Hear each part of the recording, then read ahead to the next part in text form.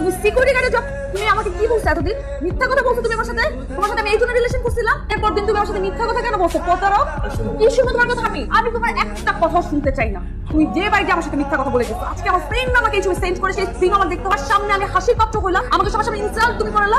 তুমি এটাই চাইছিলে আমার সাথে আসতে? মানে এখানে কে জানবে? আর জানার কে বাকি আছে? সবাই জানুক না তুমি আমার সাথে এরকম প্রতারণা করছো। ও আচ্ছা আচ্ছা, আমি তো এখন বুঝতে পারতেছি কেন তোমার বাপ দাদা সকালবেলা ঘুম থেকে উঠে কেন চা রুটি খায়। তুমি এই জন্যই খাইছো। ফকিন্নি, তুমি আমার সাথে ডে বাই ডে মিথ্যা কথা বলে গেছো প্রতারক। আমি তোমার চেহারা নেক্সট টাইম আর দেখতে চাই না সিকিউরিটি গার্ড। তুমি না বলছো তোমার ভাই চাকরি করে, তোমার সাথে সিকিউরিটি গার্ড চাকরি করে। ধরবা না তুমি আমাকে, নেক্সট টাইম কোনো যোগাযোগ করবো না সিকিউরিটি গার্ড প্রতারক।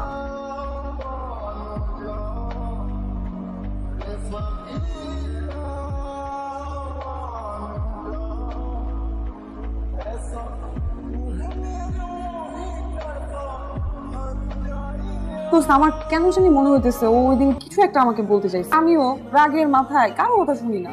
সবার সামনে যেভাবে রেস্টুরেন্টের মধ্যে চিলাইছি, আমি রেস্টুরেন্টে তো ঢুকতে পারবো না। ওকে যে আবার আমি জিজ্ঞেস করবো, কিন্তু ওই বা কি মনে করছে যেভাবে ইনসাল্ট করছি আমি ওকে সবার সামনে। কিন্তু কিছু একটা আমাকে বলতে চাইছিল। এত দিনের রিলেশন, কিছু হলো তো চিনি আমি ওকে। ও অনেক ডিফারেন্ট। আমার কাছে কেন জানি মনে হচ্ছে এর পিছনে কোনো একটা রিজন তো আছেই অবশ্যই।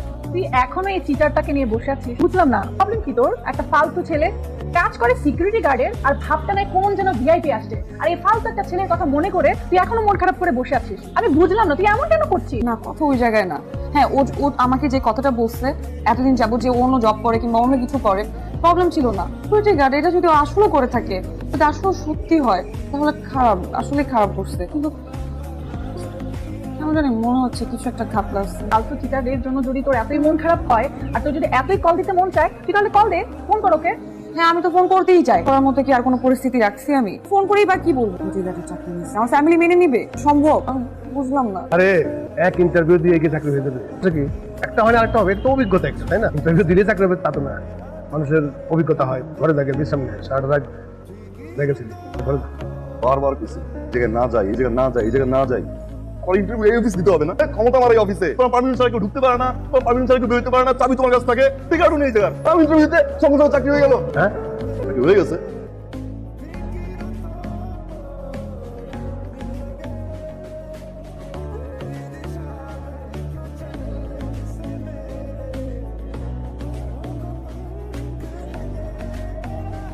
ইন্টারভিউ তো দিয়েছে, কি প্রশ্ন করছি? কি নাম দিয়ে বললাম এই বিল্ডিং এর সিকিউরিটি গার্ড। তোর নাম কি? সহজ প্রশ্ন করছি। তোর দিছি মনে করলে বিয়ে হয় না, মনে হয় কোনো সমস্যা মধ্যে আছে। তুই আমার কথা বলছিস? বড় ভাষাতে মস্করা করো। চাকরি একটা পাইছো দেখে মানে তাল গাছ হয়ে গেছো। হাল থাকতে আমার কাজ করি। আমি তো সিরিয়াসলি জিজ্ঞেস করছি, কি জিজ্ঞেস? আমিও তো সিরিয়াসলি এগুলো প্রশ্ন করছি তোরে। এটা প্রশ্ন করছে, অ্যান্সার দেওয়ার পর চাকরি হয়েছে। চাকরি কেন হয়েছে? তো বাচ্চা থাকতে খুব খুশি। ওকে এই বলিস শার্ট প্যান্ট কিনবি, এটা শার্ট প্যান্ট না, ঘড়ি কিনবি, শার্ট প্যান্ট কিনবি, একটা আমি দিয়ে এটা স্টিক, আমি কিছু টাকা আলগা কিনতে রাখছি, কালকে কিনবি একটা স্টিক কিনতে দিব। সকালবেলা আমি প্রতিদিন কাপড় স্টিক দিব, তো অফিসিয়াল বস সারের মধ্যে দিব। খুশি হও না? আমি একটু সিকিউরিটি গার্ড, আমার ভাই এত বড় বস, আমি খুশি হবো। জলে আমার চলে আমার খাও, আর নিচে বানাইছো এটা খাও না, আমি দিতেছি। খুশি হবো। আচ্ছা অল্প একটু নাও। সরি, এই যে কাম করতে পারবো।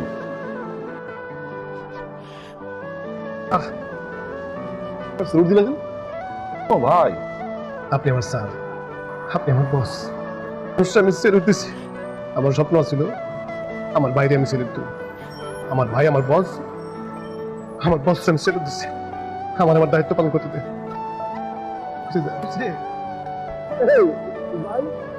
দুধ চিনি বানাই দিয়ে, তুই কি চিনি কম খাস? দূরা রেগুলার। রেস্টুরেন্টে আসলে নাও। ঠান্ডা কেন? ঠান্ডা কমে চাইছিল, কবি আবার ঠান্ডা করে দিল। কফি তো দিছে, আইসক্রিম দিল ঠান্ডা। এটা কোন কফি? জানো কফি তুই মানে ঠান্ডা খাস? ওষুধ কি অবস্থা?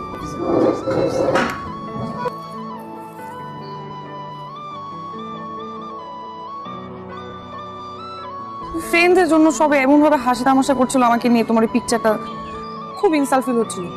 আর রাতে আমি তোমাকে কিছু বলতে চাইনি, কিন্তু ওরা যেভাবে ধরলো আমাকে, তখন রাগের মাথায় তোমাকে এসে কথাগুলো বলতো। তোমাকে তখন বোঝা উচিত ছিল আমার।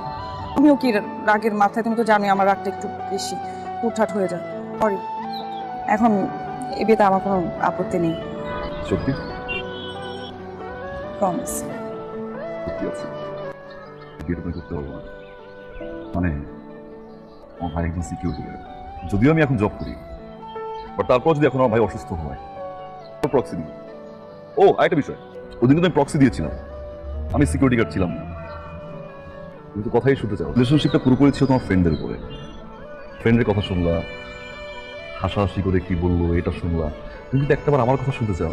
বার ট্রাই করেছিলাম, নিজে কিন্তু সুযোগ দাওনি। ফেসবুক থেকে শুরু করে হোয়াটসঅ্যাপ নাম্বার সব কিছু ব্লক করে রেখেছে। যা খুশি তুমি বলে ব্রেকআপ করে ব্লক করে রেখে দিলে। যাকে আমি ভালোবাসছি জানতে পারলো যে আসলে আমি একজন সিকিউরিটি গার্ড, সে আমাকে ছেড়ে চলে গেল।